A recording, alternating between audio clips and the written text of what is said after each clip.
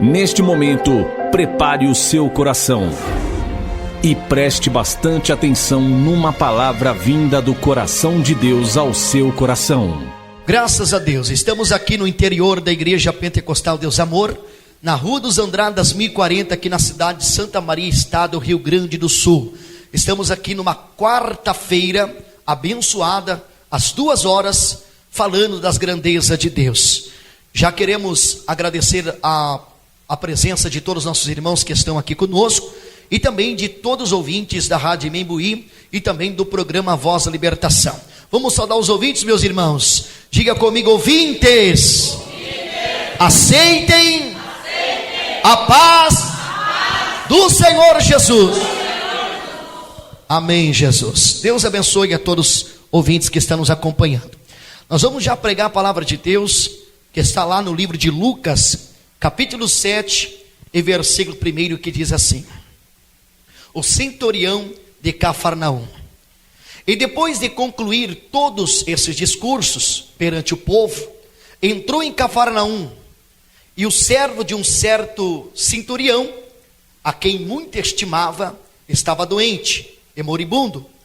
E quando ouviu falar de Jesus, enviou-lhe uns anciãos dos judeus, rogando-lhe que viesse curar o seu povo. E chegando eles junto de Jesus, rogaram-lhe muito, dizendo: é digno de que lhe concedas isto, porque ama a nossa nação. Ele mesmo edificou a sinagoga, e foi Jesus com eles. Mas quando já estava perto da casa, enviou-lhe o centurião uns amigos, dizendo-lhe: Senhor, não te incomodes, porque não sou digno de que entres debaixo do meu telhado. E por isso nem ainda me julguei digno de ir ter contigo. Dize, porém, uma palavra, e o meu criado sarará.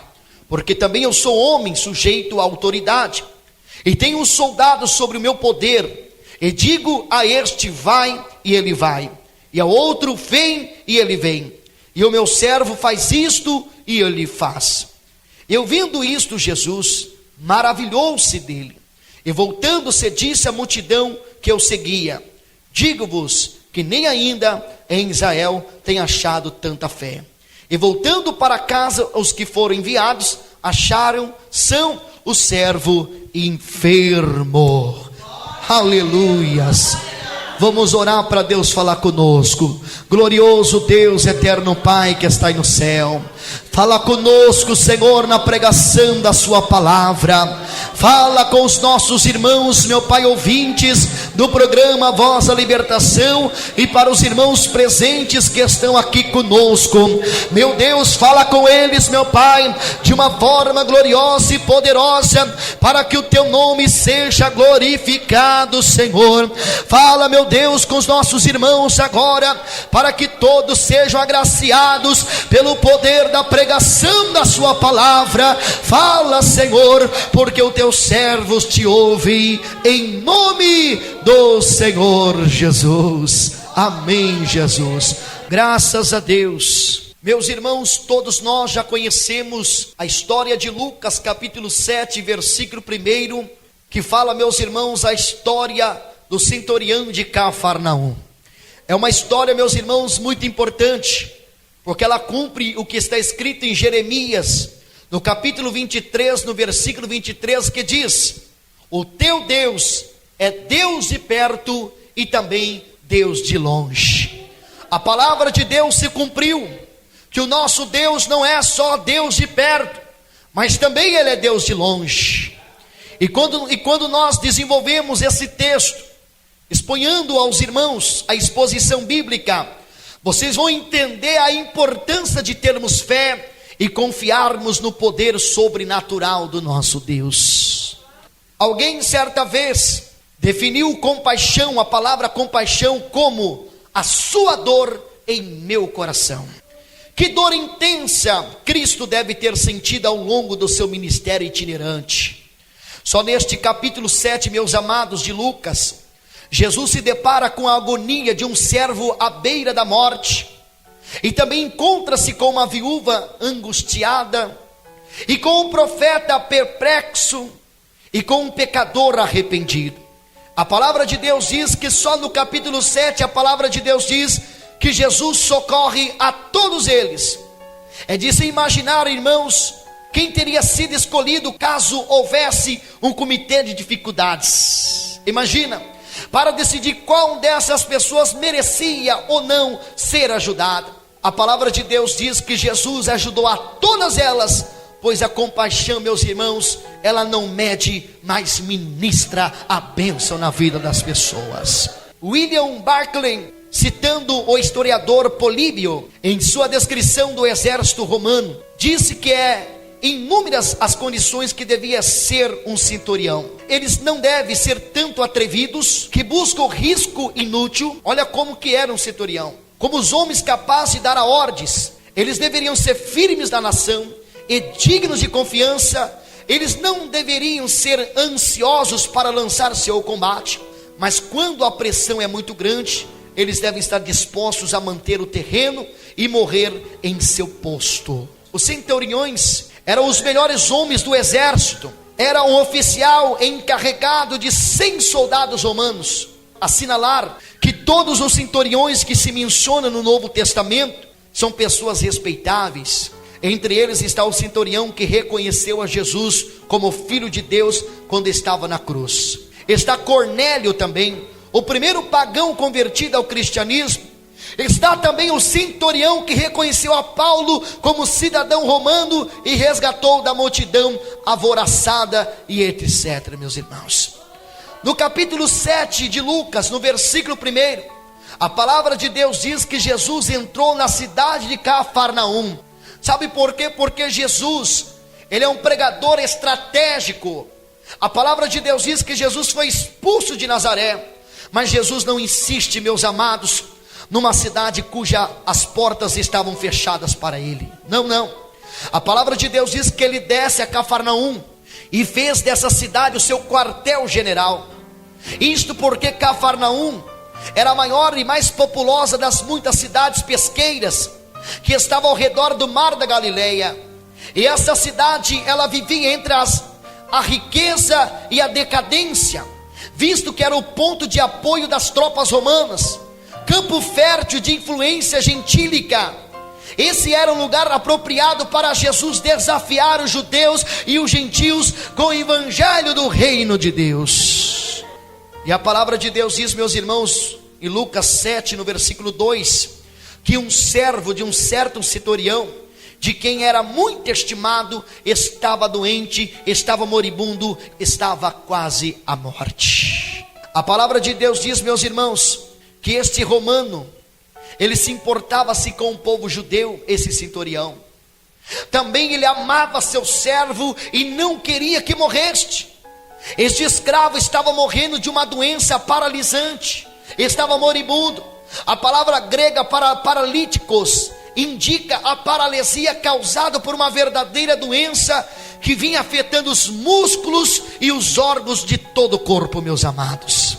Mas há algo muito particular com respeito a esse centurião de Cesareia, é a sua atitude para com o seu servo, irmãos. Esse servo que possivelmente era um escravo, esse centurião estava preocupado pela enfermidade que o afligia, e ele estava disposto a fazer tudo o que estivesse em suas mãos para curá-lo.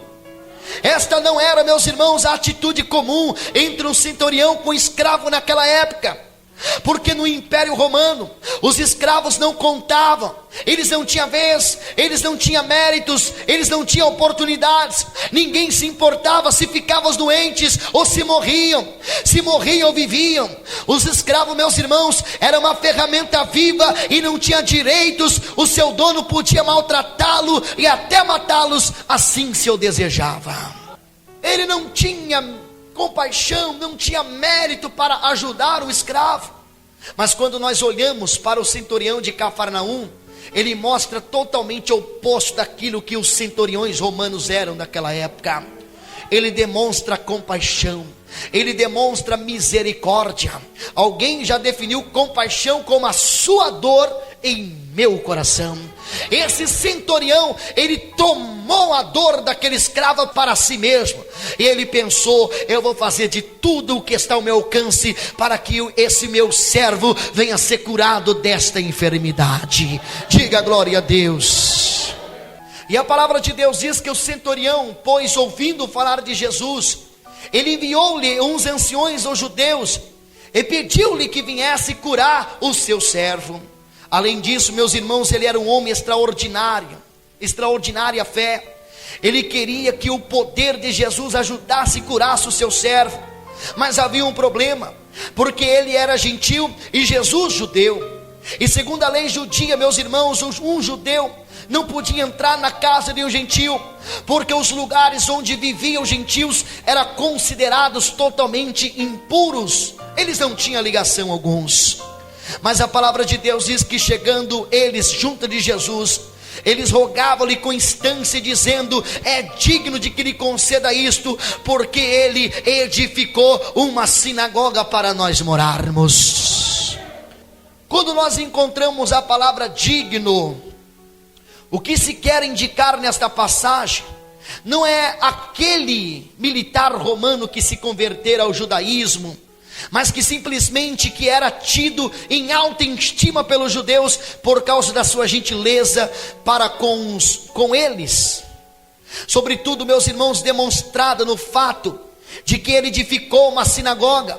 A sinagoga, meus irmãos, foi criada no período do cativeiro babilônico, depois que o templo foi destruído e tornou-se o principal lugar de culto para os judeus. E nela, o culto, meus irmãos, tinha apenas 3 elementos. Primeiro, a oração, a leitura da palavra e as suas exposições ou explicação. E não havia músico e nem sacrifícios.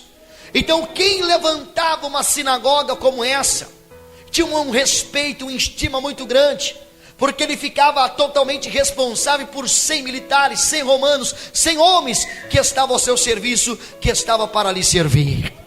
Mas a palavra de Deus diz que uma palavra foi o suficiente para que esse moribundo pudesse ter a vida de volta em paz.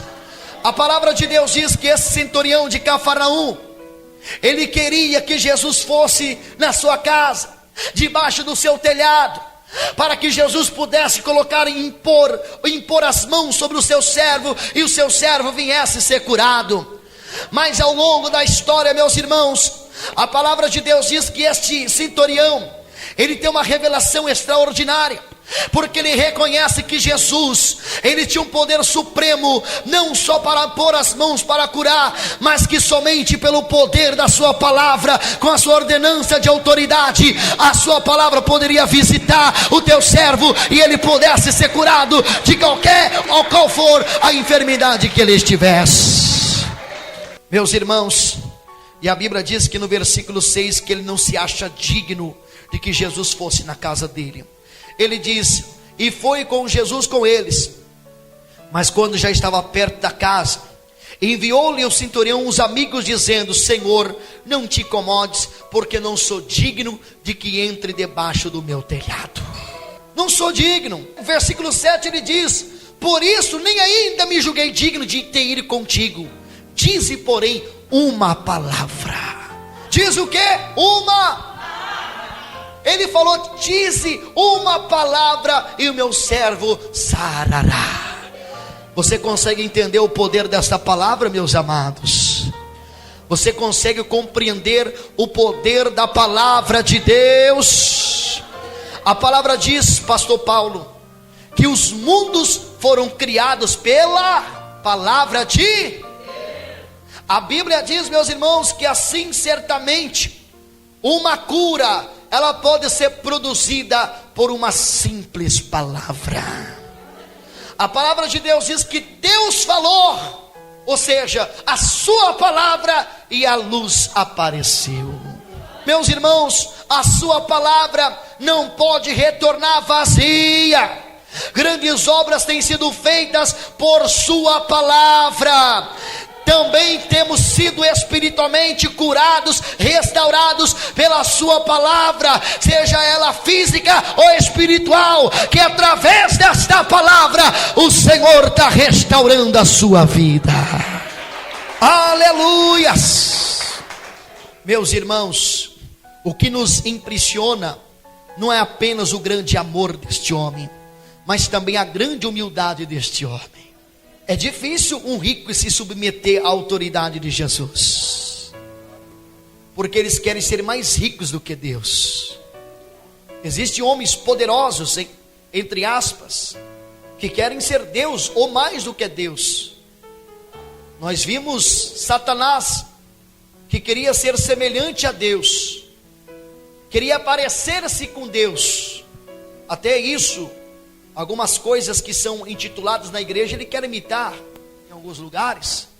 Você vê Moisés, quando Moisés faz aquele cajado virar uma serpente, veio outro Satanás querer imitar, usando os magos para querer imitá-lo, dizendo, mas a Bíblia diz que a serpente de Moisés foi muito mais feroz e tragou a serpente do inimigo.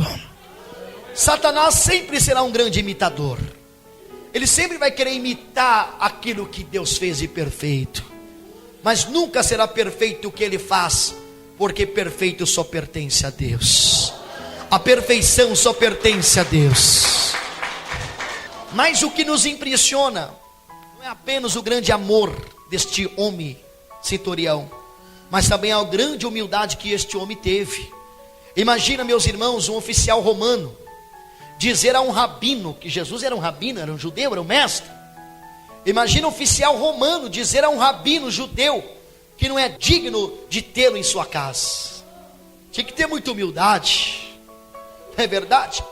É mais ou menos que o presidente da república, ele falasse assim, olha, eu quero que vocês, algum crente aí, venha na minha casa, no palácio, fazer uma oração por mim. E quando esse irmão ou essa irmã vai até no presidente da república para fazer uma oração, aí ele diz assim, não vem mais, porque eu não sou digno de que você entre debaixo do meu telhado. Era mais ou menos assim. O centurião de Cafarnaum era um homem de alta estima, de grande grandeza e grande autoridade naquela época. Ele falava para Jesus, Senhor, eu sei que eu tenho autoridade, que eu mando a este, vai e ele vai, eu mando ao outro, fica e ele fica, mas eu sei que o Senhor também tem uma autoridade que é muito suprema e muito maior do que a minha terrena. Eu não sou digno de que o Senhor entre debaixo do meu telhado, mas dize apenas uma palavra e o meu criado sarará. Imagina a humildade deste homem que reconheceu o poder supremo de Jesus, que reconheceu a grandeza de autoridade do nosso Jesus. Os romanos, meus irmãos, eles não eram conhecidos por demonstrar humildade, não. Eles eram arrogantes. Paulo era romano. Você viu a arrogância dele antes de se converter? É só olhar no início de Atos, a arrogância que Paulo era. Paulo era romano. Arrogância, homem violento, sanguinário, queria prender os cristãos, queria matar os cristãos, pegou carta com os sacerdotes para prender os cristãos. Olha como que eram os romanos naquela época. Então, meus irmãos, os romanos não eram conhecidos por demonstrar humildade, especialmente diante de súditos judeus. Mas a característica, meus irmãos, que mais impressionou Jesus foi a fé deste homem. Que fé tremenda este homem demonstrou, meus irmãos. Não é para menos que Jesus tenha ficado admirado com esta fé. Ele olhou e falou assim, olha, nem Israel achei tanta fé como a fé deste homem. Nem Israel achei tanta fé como a fé deste homem, meus irmãos. Que fé tremenda que ele demonstrou, não é verdade? Se esse romano, com tanta pouca instrução espiritual, possuía tamanha fé na palavra de Deus, meus irmãos, nossa fé deve ser muito maior. Sabe por quê? Porque nós hoje temos a Bíblia inteira para ler e estudar, bem com mais de 2000 anos de história da igreja para nos encorajar. No entanto, meus irmãos, nós somos culpados de não termos fé, ou de ter pouca fé. Assim a nossa oração deve ser, Senhor, aumenta a nossa fé cada dia mais, porque nós temos uma palavra, um livro inteiro para se alimentarmos do poder desta palavra. Quem crê que esta palavra tem poder? Aleluias! Mas no versículo 8 do capítulo 7, ele diz assim, porque também sou um homem sujeito à autoridade. Esse versículo demonstra, mais do que qualquer outro, a base e a qualidade da fé do centurião. O sentido de suas palavras é que ele entendia que lhe fora confiada certa dose de autoridade por parte de um poder maior. E se explica a expressão, sou um homem sujeito à autoridade. Essa frase traz em si mesma duas ideias principais. A primeira, que havia uma autoridade acima dele e que lhe havia confiado a sua parcela de autoridade. Ou podemos dizer a segunda, que estando investido de autoridade, ele mesmo podia exercer certa medida de autoridade. Sendo assim, meus irmãos, tanto sabia obedecer, como ele também sabia ordenar. E ilustrou a sua situação, mostrando que realmente, diariamente, ele exercia essa autoridade sobre os seus servos. E toda essa explicação que ele tinha por intenção de mostrar a base de sua fé. O centurião, por conseguinte, ele reconhecia em Jesus um homem dotado de imenso poder e autoridade suprema. O centurião raciocinou, ou seja, que se ele mesmo podia realizar tarefas e eram exigidas, meus irmãos, sem qualquer dúvida ou dificuldade, porque o poderoso Jesus não poderia realizar as suas tarefas especiais ou dar uma palavra de ordem para que o enfermo pudesse ser curado.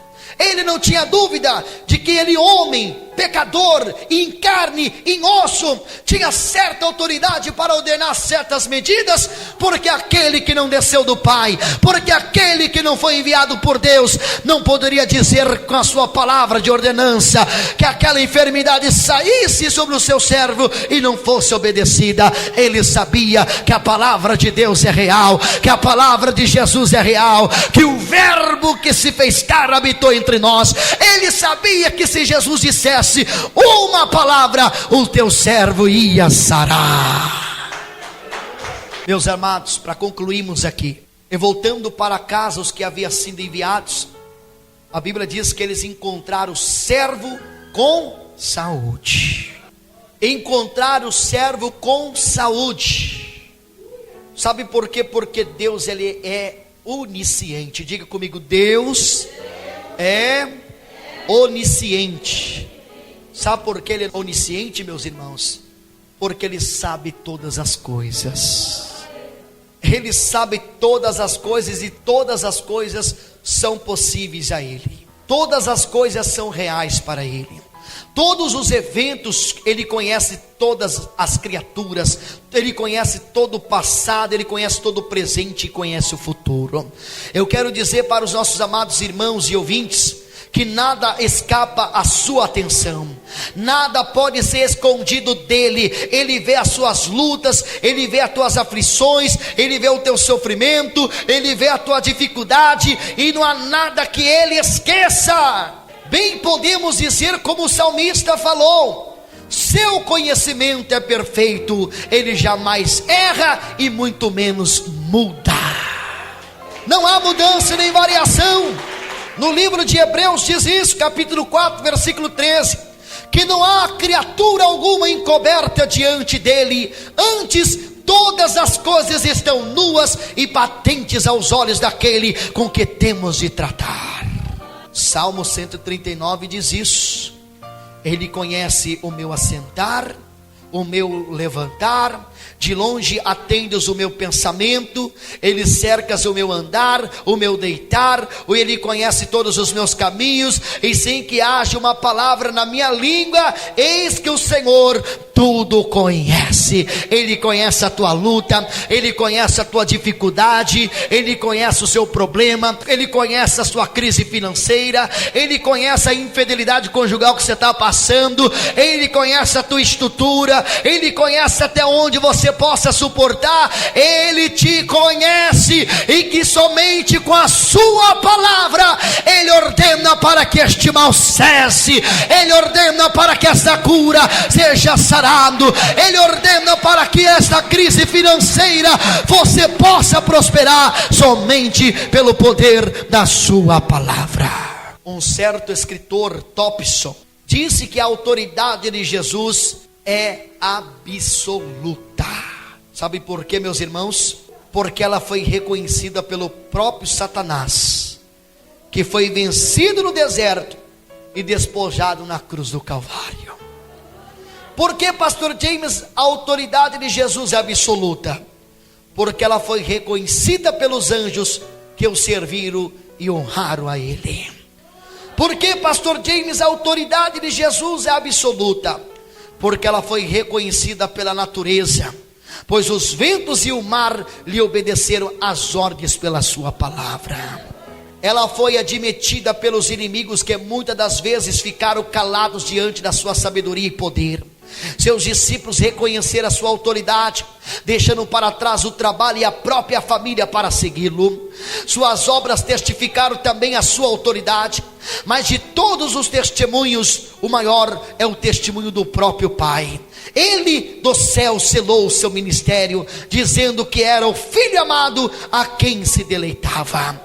Outro sim, a autoridade de Jesus espalhava-se entre os homens. A autoridade de Jesus não pode ficar confinada a uma sinagoga, a uma cidade, a um país. Ele tem toda a autoridade no céu e na terra, e que a sua autoridade, através da sua palavra que está sendo pregada nesta quarta-feira, esta palavra também tem autoridade para curar você da sua enfermidade, para expulsar este espírito mau que tem lutado contigo, para restituir o seu casamento, para restituir a sua vida financeira, que através da autoridade absoluta de Jesus, através da exposição bíblica da sua palavra, ele tem poder para mudar e resolver a tua situação. Aleluia! Meus irmãos, que fé maravilhosa. Hoje, meus irmãos, recebi uma ligação de uma pessoa que falou assim: pastor, ore pelo meu pai, porque meu pai acaba de ter um derrame cerebral. O coração bate, tudo bate, mas a cabeça não está mais funcionando. Ele está aqui em casa, nós estamos esperando a ambulância para levar para o hospital. O médico já deu o diagnóstico, ele está com câncer na cabeça, não tem mais jeito, está desenganado. Ela falou assim: pastor, você pode vir agora? Foi antes de eu sumir ao altar. O senhor pode orar por ele, vir aqui em casa? Eu falei assim: eu não posso ir agora, porque eu estou sumindo um altar, mas eu creio que o meu Deus é um Deus de perto, mas também um Deus de longe, que somente pela palavra do nosso Jesus, nós vamos orar aqui pelo telefone, e Jesus vai visitar vocês aí agora. Eu não tenho dúvida, e depois que eu falei isso, Deus me deu esta palavra para pregar, porque eu não tenho dúvida, meus amados, que às vezes nós lutamos para trazer a nossa família para a igreja, os nossos filhos, as esposas dos irmãos, os esposos das irmãs, às vezes os familiares, um primo, uma tia, um conhecido, um amigo, e você faz o convite, e eles falam assim: não, eu não quero na igreja, eu não gosto de crente, eu não gosto de evangélico, eu não gosto dos cristãos. E às vezes vocês ficam tristes, porque vocês gostariam que as suas famílias estivessem aqui. Mas eu quero dizer para os irmãos: não fiquem tristes, porque através da sua vida, de estar apresentando a sua família aqui nesta tarde, que somente pela palavra do Senhor Jesus, Jesus visita a sua família agora em nome de Jesus.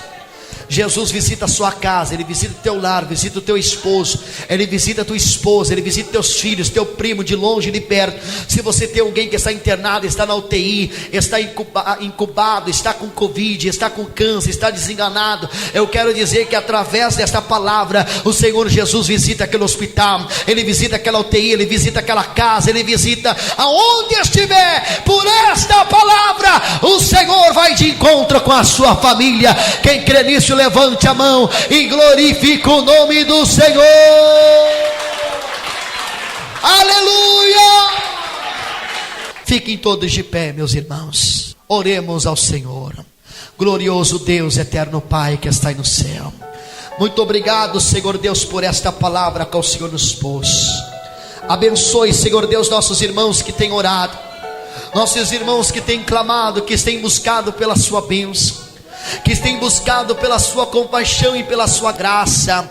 Nos fortalece, Senhor, na tua presença, nos fortalece na autoridade do teu Espírito Santo.